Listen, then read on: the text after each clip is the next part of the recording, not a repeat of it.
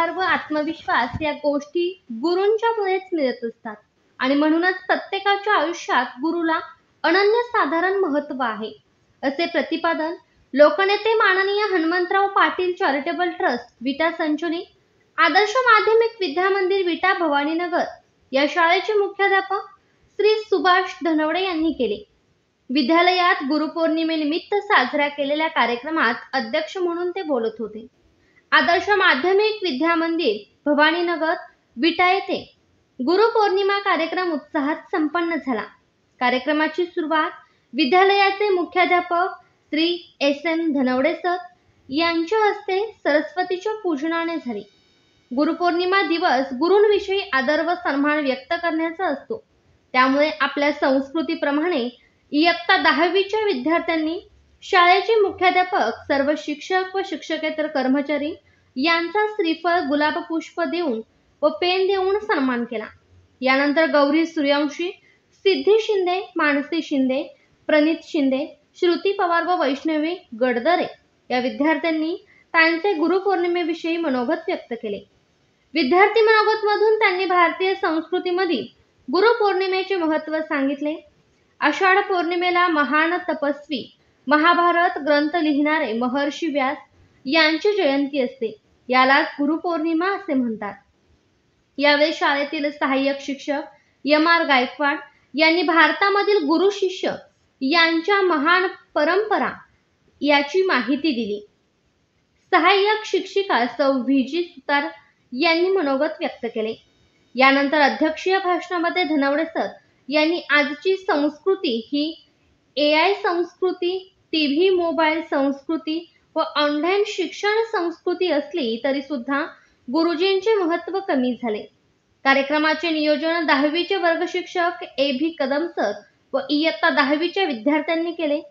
कार्यक्रमाचे सूत्रसंचालन कृष्णा सुळे व श्लोक सूर्यवंशी यांनी केले, तर आभार नंदिनी गडदरे हिने मानले।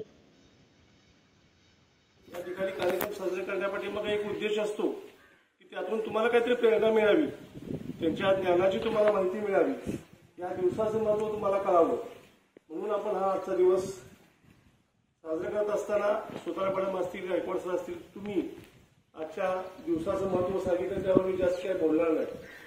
या ठिकाणी मी आपल्या प्रथम गुरु जो असतो परमात्मा, की ज्याने सृष्टी बनवली, त्याला पहिलं वंदन करेन। त्यानंतर माझे आई वडील जे माझे पहिले गुरु होते, त्यांनी मला ही सृष्टी पाहण्याचा एक अनमोल आनंद घेण्याचा एक क्षण प्राप्त करून दिला, त्या माझ्या आई वडिलांना वंदन करेन। त्यानंतर आज या ठिकाणी तुमच्यासमोर काहीतरी बनून माझं मत व्यक्त करण्याची संधी मला प्राप्त झाली, ती माझ्या गुरूंमुळे, की ज्यांनी मला माझ्या आयुष्यात असं काही चांगलं ज्ञान दिलं, ज्यामुळे मी या ठिकाणी मुख्याध्यापक म्हणून काम करतोय। त्या सर्व माझ्या गुरूंना वंदन करेन आणि सगळ्यात शेवटी तुम्हा सर्वांना वंदन करेन। त्याचं कारण असं आहे की या सर्व गोष्टी, परमात्मा झाला, आई वडील झाले, माझे गुरु झाले, पण या सगळ्याचा खरा अर्थ, माझ्या जगण्याचा अर्थ तुमच्यामुळे प्राप्त झाला। तुम्ही आहात म्हणून आम्ही सर्व आहोत, म्हणून तुम्हालाही गुरु मानून तुमचंही वंदन करेन। आपण सरांनी सांगितलं त्या पद्धतीनं की जन्माला आल्यापासून प्रत्येक जण गुरु असतो, निसर्ग सुद्धा गुरु असतो, निसर्गाकडून सुद्धा भरपूर काही आपल्याला घेण्यासारखं असतं। तर आयुष्यात कुठेतरी आपल्याला कसं वागावं, कसं बोलावं, ज्ञान, आपला आत्मविश्वास, व्यवहार, हे सर्व गुरु शिकवत असतो। त्यामध्ये टीव्हीचं प्रस्त वाढलं होतं आणि टीव्हीमुळं आता पिढी बर्बाद होते का काय चाललं होतं। त्यानंतर आता या 4 वर्षात मोबाईलमुळे झालं, त्या मोबाईलमुळं गुरुचं महत्व कमी होतंय काय। अलीकडच्या 2-3 वर्षात आर्टिफिशियल इंटेलिजन्स हा एक नवीन विषय आला। तुम्ही रील्स वगैरे बघत असाल, रील्समध्ये दाखवलंय बघा, छोटा मुलगा असतो, कुणाचं तरी भाषण तो 2 शब्द बोलत असतो त्याच्या स्टाईलमध्ये, हे सर्व आर्टिफिशियल इंटेलिजन्सवरती केलं जातं। बरोबर, माझ्या वाचनात एक आलं की आपले पूर्वज जे वारलेत त्यांची सुद्धा उपस्थिती तुम्ही स्क्रीनवरती दाखवू शकता आर्टिफिशियल इंटेलिजन्स। तर या सर्व गोष्टी जर आता वाटायला लागले की मग आता या पिढीला, नवीन पिढीला गुरूंचं महत्व कळणार की नाही कळणार, गुरुने त्याला लागणार की नाही लागणार, सगळंच ते असं तंत्रज्ञानाच्या सहाय्यानं शिकतील, तर तसं होणार नाही बाळांनो।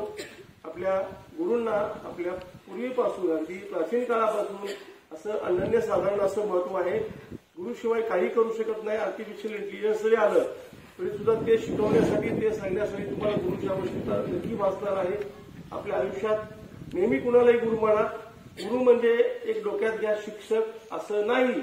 गुरु कोणीही असू शकतो. सांगितले सरांनी सांगितलं, मी सांगितले. तर ज्या व्यक्तीचं आपण ऐकतो, ज्या व्यक्तीकडून आपल्याला ज्ञान मिळतं, व्यवहार मिळतो, आत्मविश्वास मिळतो आणि स्वावलंबी जीवन कसं जगायचं जी व्यक्ती आपल्याला सांगत असते ती व्यक्ती आपल्या आयुष्यात एक वेगळं स्थान प्राप्त असतं. त्या व्यक्तीसाठी त्या व्यक्तीला आपण गुरु मानतो. तर या ठिकाणी मी आज या गुरुपौर्णिमेनिमित्त मला ज्या ज्या गुरूंनी घडवलं, ज्या ज्या गुरूंचं सहकार्य घेऊन मी या ठिकाणी आज या पदावरती काम करतोय त्या सर्व गुरूंना वंदन करतो. थांबतो. जय हिंद, जय महाराष्ट्र.